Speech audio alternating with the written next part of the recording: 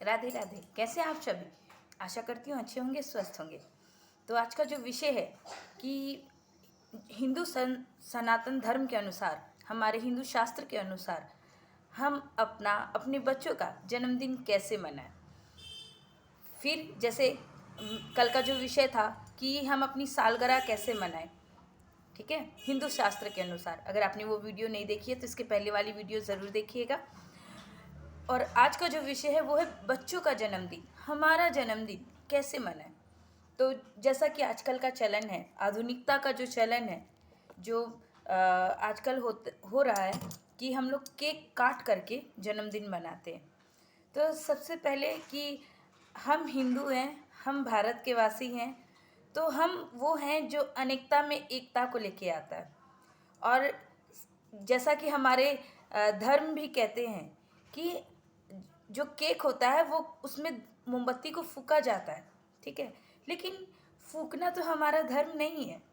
मोमबत्ती बुझाना, दिए बुझाना, ये हमारी संस्कृति नहीं है। हमारी संस्कृति तो दिए जलाना है, दीप से दीप जलाते चलो, ठीक है।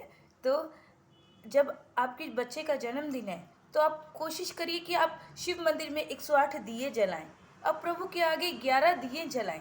ये दिए बुझाना, मोमबत्ती बुझाना, ये हमारी संस्कृति नहीं है। तो हम ये बुझाने वाली संस्कृति को क्यों फॉलो करें? देखिए, मैं पहले भी बोल चुकी हूँ, मैं अब भी बोल रही हूँ, केक काटना ये अलग बात है, लेकिन जो दिए बुझाना है ये अलग बात है। दिए कभी भी बुझाने नहीं चाहिए, क्योंकि ये हमारा संस्कृति नहीं है। क्योंकि दीप जब हम लोग प्रभु के सामने जलाते हैं तो हम एक वेल विशर की तरह, मतलब एक हम चाहते हैं अच्छी कामना के साथ हम प्रभु से ये विनती करते हैं दीप जला के कि प्रभु सबको अच्छा रखो, हमको अच्छा रखो। तो दीप बुझा के बच्चे का जन्मदिन कैसे मनाएं? अगर संभव हो तो प्रभु के सामने दिए प्रज्वलित करें, ताकि और प्रभु से प्रार्थना करें कि प्रभु जैसे ये दीपक जगमगा रहा है वैसे मेरे बच्चे का, मेरे परिवार का भविष्य जगमगाता रहे। तो सबसे पहले दीपक जला करके बच्चों का जन्मदिन मनाएं, ठीक है। और जहाँ तक रहा केक काटना, तो देखिए, सबकी अपनी अपनी सोच है। केक काट सकते हैं, ठीक है। और इसके साथ ही जैसे हम जन्माष्टमी बनाते हैं, ये तो सदियों से चला आ रहा है। हमारे लड्डू गोपाल का जन्मदिन बनता है तो इसमें लड्डू बांटे जाते हैं, घर घर सबका मुंह मीठा कराया जाता है, ठीक है। तो वो जो लड्डू बनते हैं वो भी देखिएगा, एक बूंदी बूंदी को जोड़ करके एक साथ पिरो करके वो लड्डू बनता है। उसका अर्थ होता है अनेकता में एकता।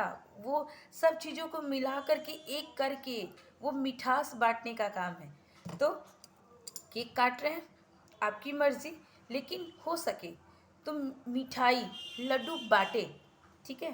तो ये भी एक पॉजिटिव साइन आएगा आपके बच्चे के ऊपर, इसका असर दिखेगा आपको, क्योंकि वो बचपन से यही देख के बड़ा होगा, ठीक है। तो इस तरीके से भी हम अपने बच्चे का जन्मदिन को मना सकते हैं। पहले बच्चों का जन्मदिन हुआ करता था तो घरों में सत्यनारायण भगवान की कथा होती थी, कीर्तन होता था, तो हवन होता था। हवन ये सब जब होते हैं तो जो परिवार का जो माहौल होता है, जो वातावरण होता है, वो बहुत ही शुद्ध हो जाता है, ठीक है। तो इससे क्या होता है, हम लोगों की जो पूरा ऑरा हो जाता है वो भी क्लीन होता है, पॉजिटिव वाइब्स भर जाती है, मन में एक अलग सी शांति लगती है। और सबसे बड़ी बात, बच्चे के ऊपर प्रभु का आशीष बना रहता है, प्रभु की अनुकंपा बच्चे पे हमेशा बनी रहती है। तो इसीलिए कोशिश करना चाहिए कि जब बच्चे का जन्मदिन हो तो हमें कीर्तन करवाना चाहिए, हमें भंडारा करवाना चाहिए, नहीं कुछ तो जितना बच्चे का वजन है उतना का ही भोग तैयार करके आप भोग ही बंटवा दीजिए। अगर इससे भी नहीं समझ में आ रहा है तो जितनी आपकी कैपेसिटी है, आप जितना सामर्थ्य रख रहे हैं उतना का ही आप मंदिर के बाहर बैठे लोगों को कुछ खिला दीजिए। इससे लोगों के दिल से दुआएं निकलती हैं और ये दुआएं सीधे आपके बच्चों को जाके लगती है और उनका भविष्य उज्जवल होता है। तो इस तरीके से भी हम अपने बच्चों का जन्मदिन मना सकते हैं। इसके अलावा अगर आप सक्षम हैं, बहुत सक्षम हैं, और आप चाहते हैं कि आप बड़ी बड़ी पार्टियां करें, तो अब देखिए यहाँ भी फिर बोल रही हूँ, आपकी मर्ज़ी। लेकिन अगर हो सके तो उसका कुछ अंश अगर आप बच्चे के नाम से, अपने जो बच्चे का आपका जन्मदिन है उसके नाम से कुछ गरीबों की मदद कर दें, किसी किसी के घर का राशन दिलवा दें, किसी के घर की छत टूटी हुई है तो उसके घर के ऊपर एक प्लाई डलवा दें, कहीं पे पानी का प्याऊ लगवा दें। मतलब देखिए ये करने को बहुत छोटे छोटे काम हैं, और जिनकी कैपेसिटी नहीं है उनके लिए बहुत बड़े बड़े काम हैं।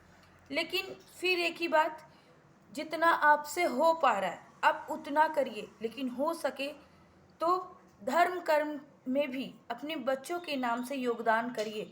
इससे जो हमारे जो कर्म हो रहे हैं ना, जो हम कर्म कर रहे हैं वो रजिस्टर्ड हो रहे हैं, तो उसका जो रिज़ल्ट होगा, उसका जो प्रभाव होगा वो सीधे हमारे बच्चों को जाके लगेगा।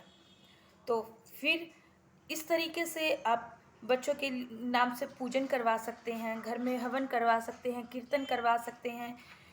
भंडारा, बहुत बड़ा भंडारा नहीं कर पा रहे, छोटा सा भंडारा कर लीजिए। एक कटोरी आटे में शक्कर का भूरा डाल लीजिए, चींटियों को भंडारा दिला दीजिए। देखिए जब नियत हो ना कुछ करने की तो थोड़े में भी बहुत कुछ किया जा सकता है। तो इस तरीके से भी हम जितना हमारी क्षमता है हम उतने में ही सद कार्य करके भी, प्रभु के सामने जो जला करके भी, सबकी छोटी छोटी सी सेवा करके, छोटी छोटी सी मदद करके, धर्म कर्म के काम करके, किसी भूखे को खाना खिला के, किसी के बदन पे एक शॉल दे के, ठीक है, किसी का बदन ढक के, किसी गरीब की मदद करके, राह चलते किसी बूढ़े को पानी पिला के, चाय पिला के भी हम ये कार्य कर सकते हैं। देखिएगा इसका पुण्य एक गुना नहीं 100 गुना होके आपके बच्चे को लगेगा, और उसका जो जन्मदिन है वो बहुत ही यशस्वी बनेगा, बहुत ही उसका भविष्य उज्जवल होगा।